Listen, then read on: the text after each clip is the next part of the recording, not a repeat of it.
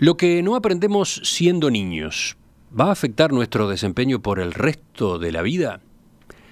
El economista uruguayo Claudio Zappelli cree que es posible remediar ese déficit y que para ello aparece una segunda ventana de oportunidad en la adolescencia. La clave para Zappelli es que la enseñanza media ponga el énfasis no solo en contenidos académicos, sino también en determinadas habilidades como la curiosidad, el trabajo en equipo, la disciplina, la planificación.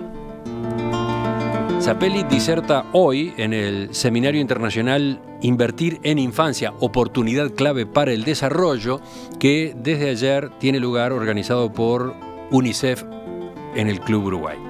La charla de Zappelli será a las 9:30, pero ahora vamos a anticiparnos, vamos a adelantarnos a algunas de sus propuestas. Lo recibimos en el estudio de En Perspectiva. Claudio, buen día, gracias por acompañarnos. Gracias por la invitación. Tú eres uruguayo, pero vives en Chile por lo menos desde 1996. Por lo menos. Porque hubo una etapa anterior. Sí, estuve en Chile en los 80s, después estuve trabajando en el Banco Mundial y después volví a Chile. Y de esa última vuelta a Chile, hace un poquito más de 20 años. Tu título original es economista, pero te has especializado en economía de la educación. ¿En qué consiste esta disciplina?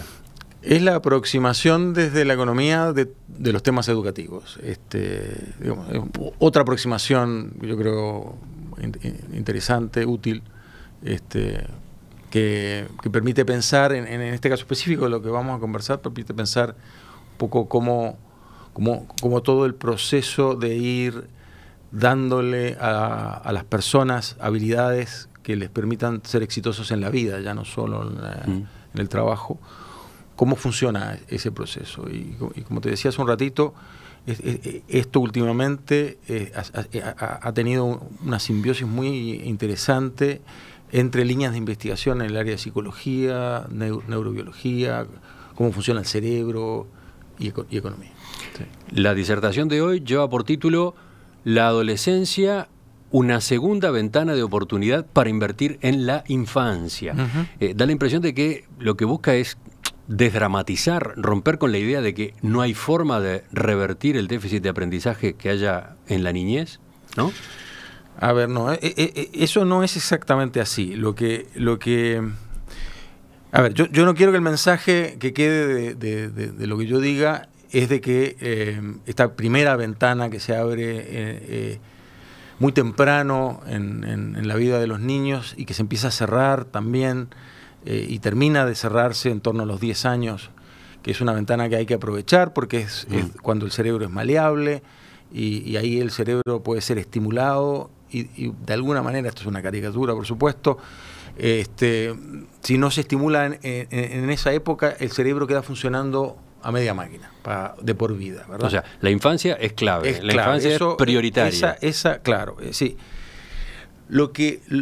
La pregunta que se hace uno, una vez que uno acepta esta conclusión, que entiendo, comparto contigo, es bien dramática, uno quizás se resiste a aceptarla, es los sistemas educativos hoy por hoy no están orientados a aprovechar esta ventana. No existe la filosofía en estos sistemas educativos de que hay una etapa crítica, ¿verdad? Los sistemas educativos están más bien armados como que no importa, que en algún momento yo puedo, digamos, ganar el tiempo perdido. Y esta visión dice que no. Entonces, si tú llegas a la adolescencia sin haber recibido esta estimulación precoz, que implica que ya de por sí ya tenés alguna falta de herramientas, ¿verdad? ¿Cómo puedo yo enfrentar ese problema? Tengo una segunda oportunidad para tratar de darte herramientas que te van a ser útiles y la respuesta es sí, existe. Vamos a ir a ese punto enseguida, pero coloquémonos primero en la infancia, en la primera infancia. ¿Cuál es el problema del déficit de aprendizaje en esas edades? ¿De qué se trata?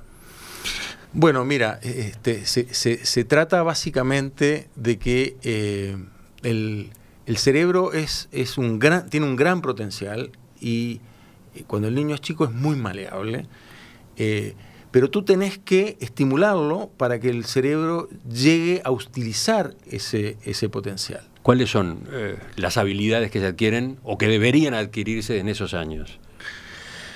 A ver, digo, de vuelta usando caricaturas, ¿no? Esto es como que hay un potencial de una serie de conexiones neuronales y tú o las operacionalizás vía la estimulación. La estimulación viene por una multiplicidad de avenidas, ¿verdad? Bueno, o las estimulás o sencillamente no se dan. Las avenidas vienen, a ver, una recomendación tradicional de esta línea de pensamiento es, cuando tú le hables a un niño, hablale bien. No le hables, hola, qué niñito, lindo, no sé qué. Es muy típico, eso le hace daño al niño. Porque el niño tiene que entender, escuchar y desarrollar su vocabulario. El desarrollar vocabulario, el aprender palabras nuevas, ya de por sí es un estimulante. Entonces tú te encontrás con que los niños llegan al colegio, parten a los 6 años, ponte tú, con conjuntos de vocabularios dramáticamente distintos, de un orden, si tú querés, de 1 a 10. O sea, unos niños conocen 3.000 palabras, otros niños conocen 300 palabras. Ahí tenemos un ejemplo. Pero ¿qué más? ¿Qué otras habilidades son las que se juegan ahí, en esos años? Por ejemplo, comprensión lectora. Comprensión lectora, capacidad de pensar en abstracto, que también tiene mucho que ver con las habilidades matemáticas. En general... Memorización. También. En general, la capacidad de asociar ideas, eso de tener más de una idea en la cabeza, tiene que ver con un cerebro que está funcionando a otro nivel, ¿verdad? Podríamos llamarlas habilidades cognitivas. Efectivamente, esa es la forma en que se le conoce. Se suele separar las habilidades hoy por hoy en cognitivas y no cognitivas. Y tradicionalmente los sistemas educativos están orientados a la formación de habilidades cognitivas. ¿Y por qué pueden fracasar? ¿Por qué pueden no aprenderse esas habilidades? Es que lo que pasa es de que si tú no tienes esta estimulación precoz, si tú quieres, en edades preescolares, cuando tú llegas al nivel escolar, ya has perdido bastante tiempo. O sea que hay un primer motivo de fracaso posible, ¿dónde? En la familia, en el ámbito familiar. En la familia, efectivamente. Porque ¿qué es lo que pasa? Si el sistema educativo no está orientado a tratar de ayudar a la familia en esta etapa y además de alguna manera otorgar un medio en el cual los chicos tengan estimulación, lo que va a pasar es de que los niños tienen estimulación según el nivel educativo de los padres y se empieza a generar algo que no queremos que se genere, que es que la suerte de los hijos depende de la educación de los padres. Y entonces nosotros queremos romper ese vínculo, ¿verdad? La política social tiene como objetivo que los niños lleguen al máximo posible y que no dependan de la suerte que tuvieron o no los papás. Así que las fallas posibles están en el ámbito familiar, que a su vez puede tener bastante que ver con el nivel socioeconómico, sí, y o en el sistema educativo. Sí. Pero el factor crítico, por lo que estabas diciendo, entonces es el sistema educativo. La responsabilidad básica le corresponde al sistema educativo. Es que si no te haces cargo, lo que va a terminar pasando es esto, que se replican los niveles de habilidades cognitivas de padres a hijos y así sucesivamente. ¿Y los sistemas educativos están enfocados en esta dirección? No. O sea que es muy raro que lo estén, ajá, hoy por hoy. Y estás hablando en general, no estás hablando de Uruguay solo. No estoy hablando solo de Uruguay. No, esto es algo nuevo, tendrá 10 años si tú querés, ha ido ganando en aceptación y en convicción, porque además cada vez sabemos más, se hacen estudios del cerebro, se ve efectivamente cómo esto de la maleabilidad tiene una expresión física. O sea, digo, hay cosas bien impactantes, como por ejemplo que los niños que son abusados tienen parte del cerebro que está apagada, que se apagó. Una cosa impactante. Digo, una manera de verlo, cómo tú tratas al niño. Estamos hablando de estimulación, ¿no? Pero por otro lado está la agresión. O la estimulación negativa. Negativa, sí. Acá tenemos un ejemplo terrible, muy fuerte. ¿Otros? Ejemplos de que... Bueno, a ver, han habido experiencias que son pequeñas, pero han sido estudiadas con mucho detalle, de niños en ambientes socioeconómicos de bajos, digamos, que se les toma, se les lleva a un colegio, una jardinera, y en que además se hace un trabajo con los papás, se les explica qué se está haciendo con los niños, cómo los pueden ayudar, etcétera. Programas de ese tipo demuestran ser muy exitosos. Y no solo en la formación de habilidades cognitivas, también en la formación de habilidades no cognitivas. Entonces, uno sigue a estos niños por años y años. Este es un experimento que fue hecho en los 60, entonces ya las personas tenían 3, 4 años en esa época, ya son mayores, están llegando a la edad de jubilación. Tenés toda su vida y aquellos que recibieron este tratamiento tienen una serie de indicadores de éxito. No solo ganan más salario, no solo tienen mejores trabajos, también es más probable que tengan una pareja estable, es más probable que hayan tenido hijos, es más probable que no sean gordos, es más probable que no sean drogadictos, es mucho menos probable que hayan estado en la cárcel. ¿Me entendés? Es un conjunto de indicadores que es mucho más amplio que lo que tradicionalmente uno estaba pensando antes. Por eso que se empieza a hablar de capacidades para la vida y no para trabajar nomás. Para elegir bien en salud, primero hay que saber. ¿Sabías que si ingresás por FONASA a SMI sumás beneficios? Gratis todos los llamados a domicilio. Gratis un importante paquete de prestaciones de un gran servicio odontológico integral con más de 80 odontólogos y 17 consultorios centralizados. Gratis emergencia móvil ante riesgo inminente de vida. SMI, Servicio Médico Integral, la mutualista más sana, 2900-6670. Seguimos conversando con Claudio Zappelli, economista uruguayo, especializado en economía de la educación, radicado en Chile. Estamos con él a raíz de la disertación que dentro de un rato va a dar aquí en Montevideo, la adolescencia, una segunda ventana de oportunidad para invertir en la infancia. Hemos venido ocupándonos de las habilidades que el niño debería adquirir en esos primeros años, ¿no? Uh-huh. los de la infancia. Habilidades cognitivas, la comprensión lectora, la memorización, deletrear, contar. Tú lo señalas en tu charla, son en definitiva las que pueden medirse en un test de coeficiente intelectual, ¿no? Efectivamente. Ese tipo de habilidades están muy asociadas a lo bien que te va en un test de coeficiente intelectual. Se resumen muy bien y tiene alta correlación con cualquier otro test que tú puedes tomar. Entonces, ¿qué pasa si esas habilidades no se adquieren o se adquieren de manera incompleta, deficiente en la infancia? Si se pierde esa ventana de oportunidad, dice Claudio Zappelli, hay otra. En la adolescencia. Uh-huh. Y ahí capaz que lo mejor es, en primer lugar, aclarar qué entendemos por adolescencia. Bueno, estamos hablando siempre acá de niños en el sentido, o sea, estamos hablando de niños de 17 años para abajo, digamos, ¿no? Entre 12 y 17, básicamente. O sea, ya a los 12 años, de todas maneras, se cerró la primera ventana. 12 es el límite para la primera. Posiblemente los 10, pero hay todavía discusiones ahí, ¿no? Pero a los 12 de todas maneras, ahí ya no hay dudas. Entonces tú te preguntas, yo no aproveché esta ventana, este niño ya estaba entrando de la adolescencia, ¿qué hago? ¿Cuál es mi estrategia? ¿Cuál es mi estrategia para darle habilidades que le van a permitir ser exitoso en la vida, pensando que ya desperdicié esta oportunidad?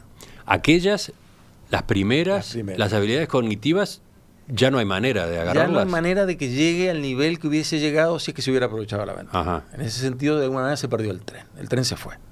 Entonces, ¿qué? Hay que apostar a otras habilidades. Hay que apostar a otro conjunto de habilidades para los cuales el cerebro todavía es maleable. Todavía se puede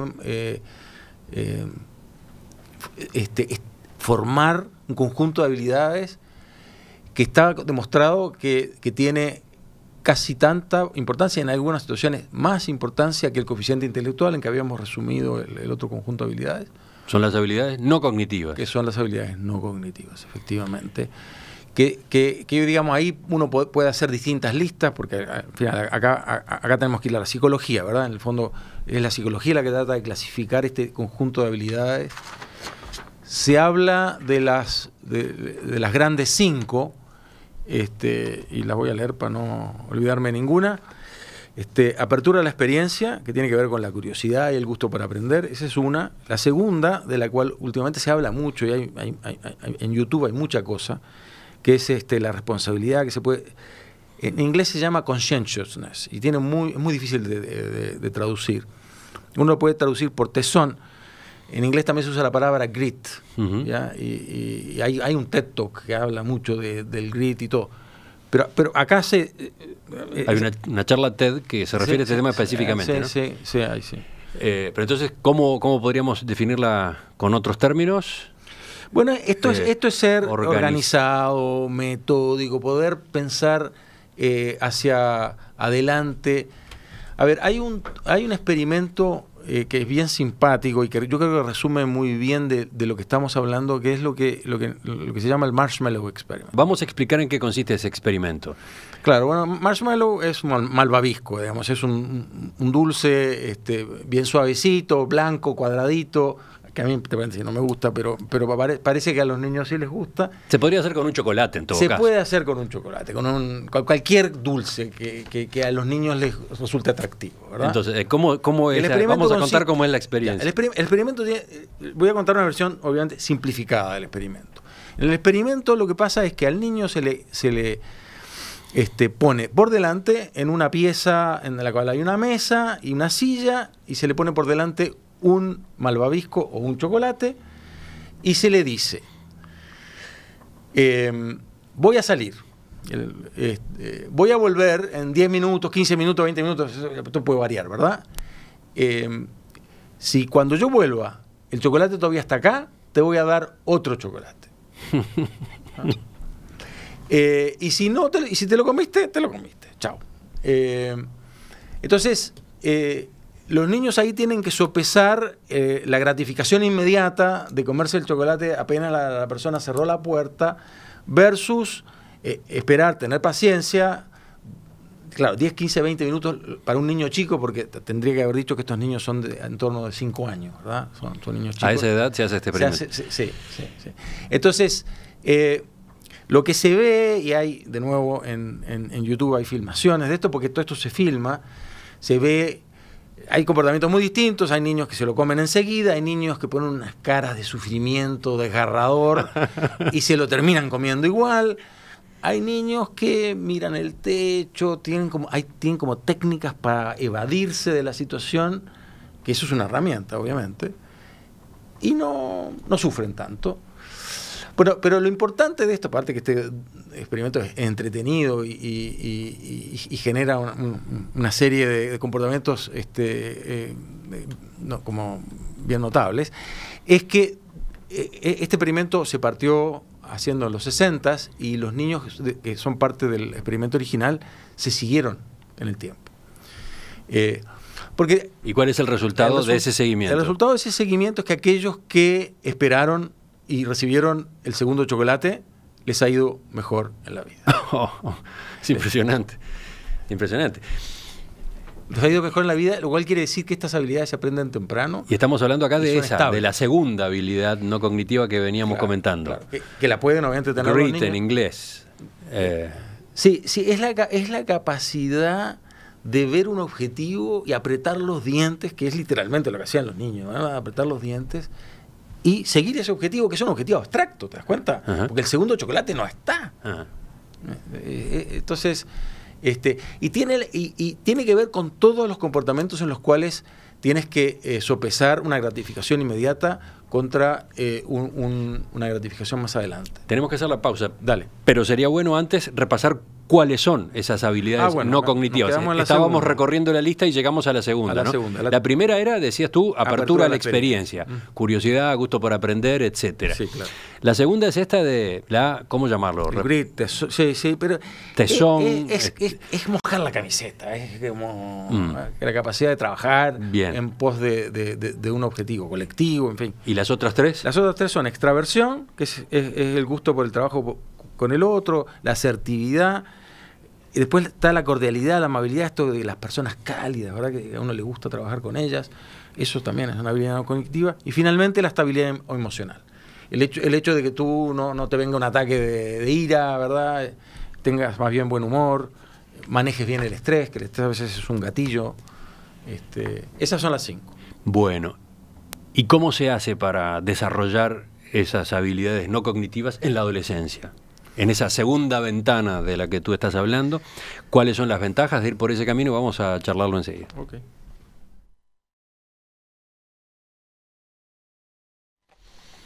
Tengo, Claudio, varios mensajes de los oyentes, así que está claro que interés está generando esta conversación. Qué bueno. En todo caso, ahora, en la segunda parte de la entrevista, incluimos algunos. ¿El déficit de aprendizaje en la primera infancia puede marcar de por vida a una persona o hay alternativas? Bueno, el economista uruguayo Claudio Zappelli considera que en la adolescencia se abre una segunda ventana de oportunidad para formar habilidades.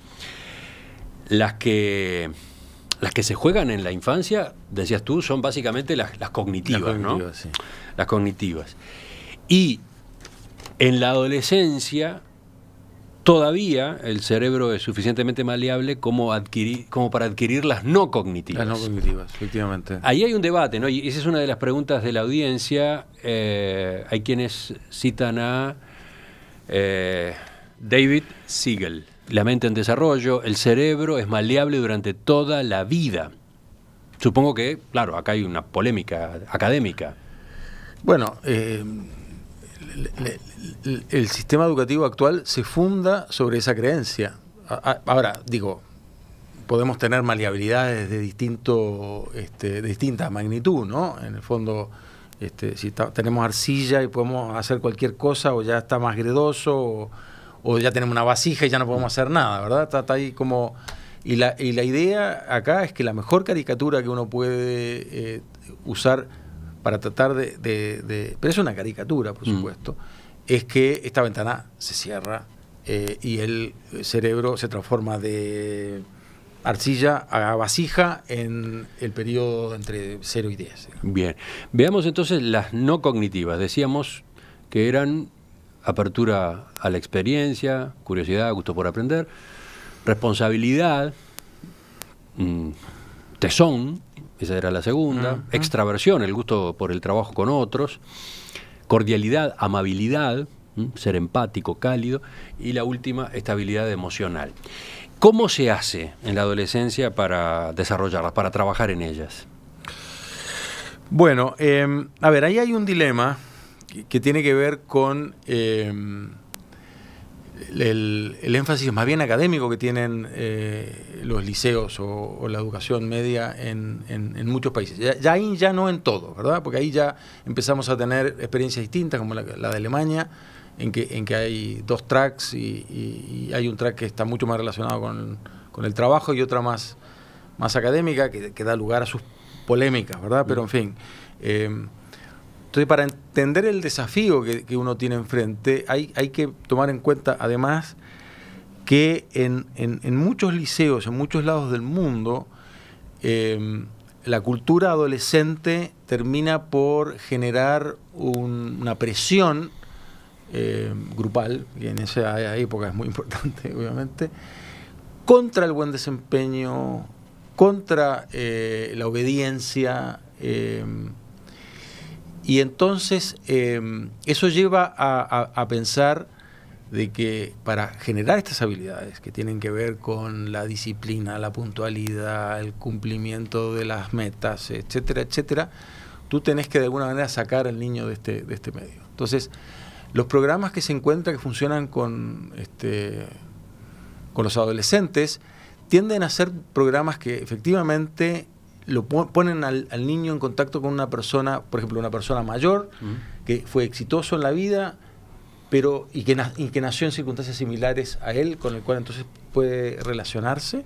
Eso es un mentor, ¿verdad? El mentor, uno empieza a tener horas con el mentor empieza a dar consejos, a tratar de intervenir de alguna manera en la vida del chico y servir como ejemplo.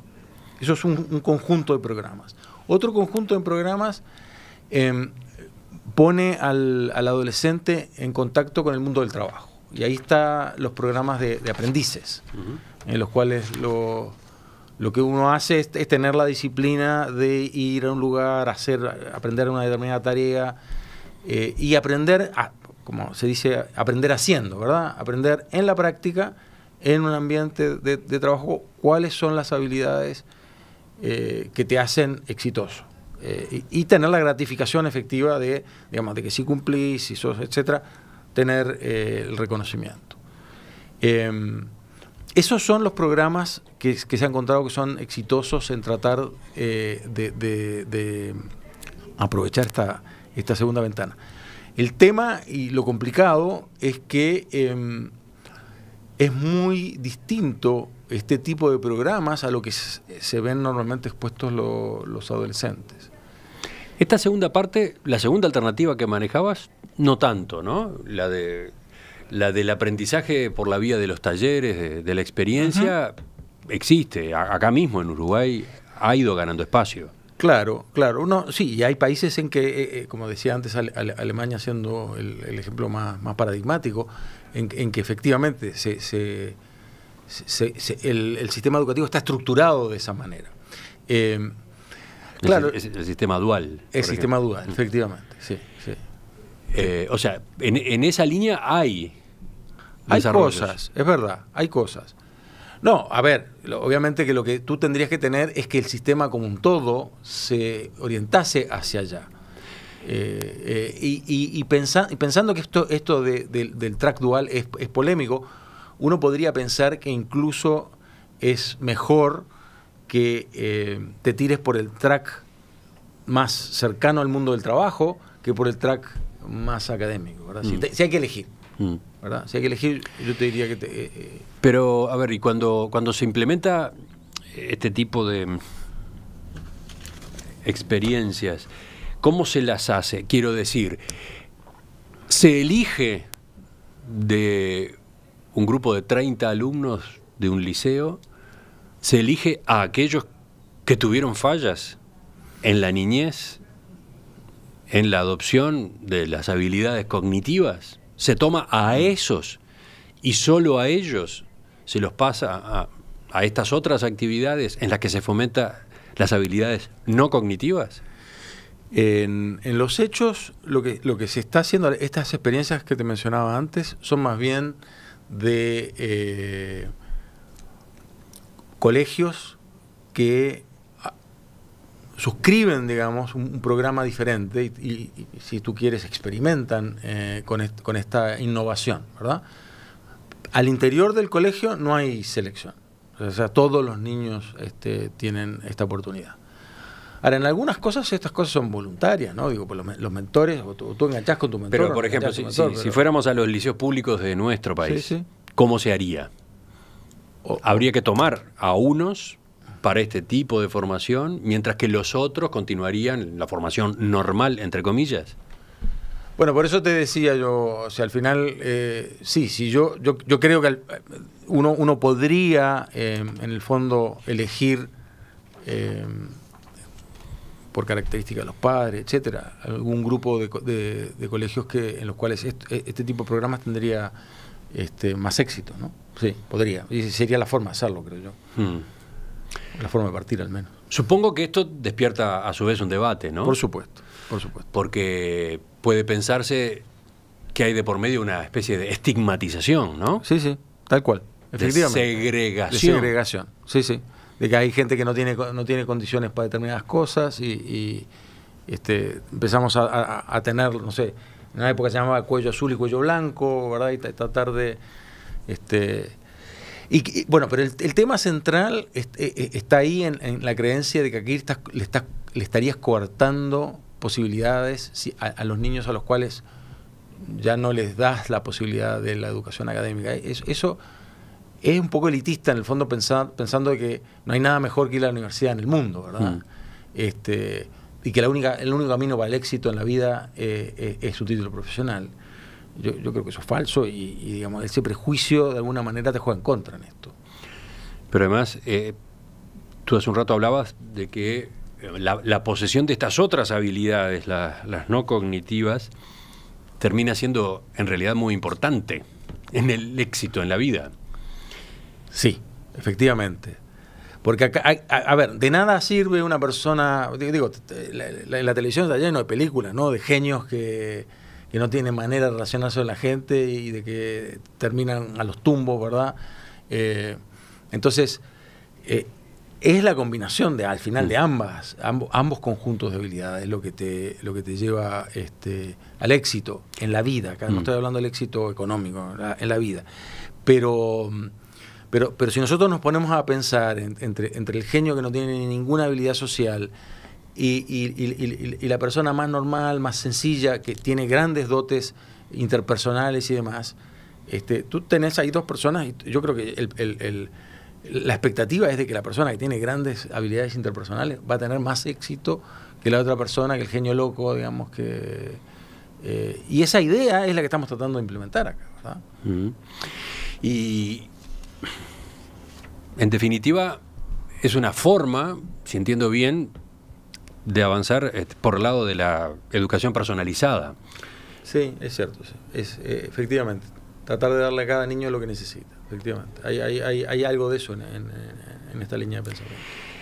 Una de las ideas del seminario que organiza UNICEF Uruguay y en el que tú vas a disertar es hacer propuestas y recomendaciones de política que ayuden a acelerar algunos cambios positivos que Uruguay y la región vienen experimentando, pero también encontrar nuevos caminos o estrategias para superar obstáculos. En esa dirección, ¿qué recomendaciones harías tú a partir de lo que hemos venido conversando y lo que va a ser tu ponencia? Bueno, yo para terminar, yo quiero insistir en que acá la solución de primer orden es aprovechar la primera ventana, digamos, y la primera ventana requiere de una preocupación por la estimulación temprana, que básicamente, si es que lo vamos a tomar en serio, implica que todos los niños vayan a la educación preescolar, porque la educación preescolar además tome un énfasis estimulativo, pero no en una sensación más académica, sino en una sensación más lúdica, ¿no? Digo, que aprendan a través de jugar, ¿no? Que los juegos sean los que los estimulan. No que se sienten a leer, ¿no? En el fondo, a veces se trata de hacer esto, pero lo que se termina haciendo son guarderías, y las guarderías no es la idea, ¿no? Entonces, bueno, el partido se juega en la infancia y en la primera infancia, eso está claro, pero entonces, en tren de hacer recomendaciones para Uruguay en el otro sentido, sí, en el de la segunda ventana. No, en la segunda ventana tú tienes que estar mucho más abierto al contacto con el trabajo, acuerdos con empresas. Yo imagino que las empresas podrían perfectamente cumplir un rol muy importante. Son escuelas, de hecho, sabemos que una persona que sale de un medio académico, cuando se pone primera vez en contacto con una empresa, termina por aprender un montón de cosas de cómo funciona el mundo del trabajo. Que tú aprendas esas cosas antes me parece súper útil. Entonces, ya sabemos que las empresas son escuelas en algún sentido, siempre, para todos. Usar ese potencial a mí me parecería importante. Termino, Claudio, con una pregunta que llega de la audiencia, una de las tantas, cortita, a ver si podemos resolverla en estos segundos que nos quedan. Sí. ¿Cómo define el invitado los términos éxito y felicidad? Quiere saber Eduardo. A ver, obviamente que nadie puede garantizar que alguien sea feliz, pero sí se le puede dar herramientas para que sea más probable que lo sea. Y el éxito, tradicionalmente los economistas lo medíamos como éxito económico, pero ahora tenemos un conjunto de otros indicadores. Si uno tiene hijos, si uno tiene una pareja estable, si uno no estuvo en la cárcel, si uno no fue drogadicto, y lo interesante es que el tener estas habilidades no solo determinan el éxito económico, sino que también determinan el éxito en todas estas otras facetas. La charla empieza a 9:30 de la mañana, dentro de un rato. Faltan 24 minutos. Acá cerca. En el Club Uruguay, en la Plaza Matriz. Quienes quieran profundizar, escuchar directamente a Claudio Zappelli tienen esa oportunidad. Gracias por visitarnos esta mañana. Muchas gracias por la invitación. Ya volvemos. Viene la mesa de este miércoles.